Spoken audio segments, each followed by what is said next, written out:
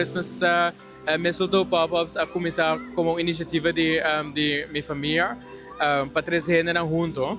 Ando nós nota que a meta que nós temos nós logra essa ou nós logrando essa em vários horas que dão nós mira que o hopi ainda está conectando com outro mientras nós temos hopi vendors local produto na local so satisfeito até agora que não conhece bem não próximo weekend que nós vai ter essa aqui também de 3 e 4 weekend de novembro de 6 horas e meia para 9 horas e meia dos de viernes de sábado e de domingo então já nós vamos outra hora aqui do Siman.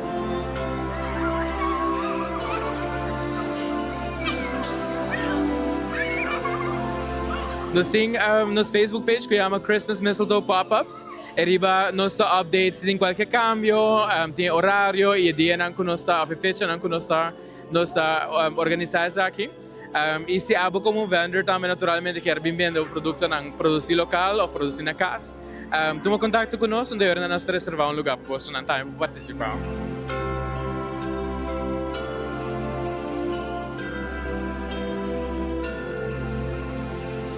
Eu desejo de invitar o povo de Aruba para passar visitar-nos na Christmas Mistletoe Pop-Ups, nós situa na Paradijswijk, que é o parque net para de Dion Center, que não gosta de van alles. Dus nós temos Sneu, entre outros, nós temos vendors no local que tem doce de leite, tem bolo, ponche crema, ham de Pasco, dus sim, bota encantar Pasco, mas com a mim.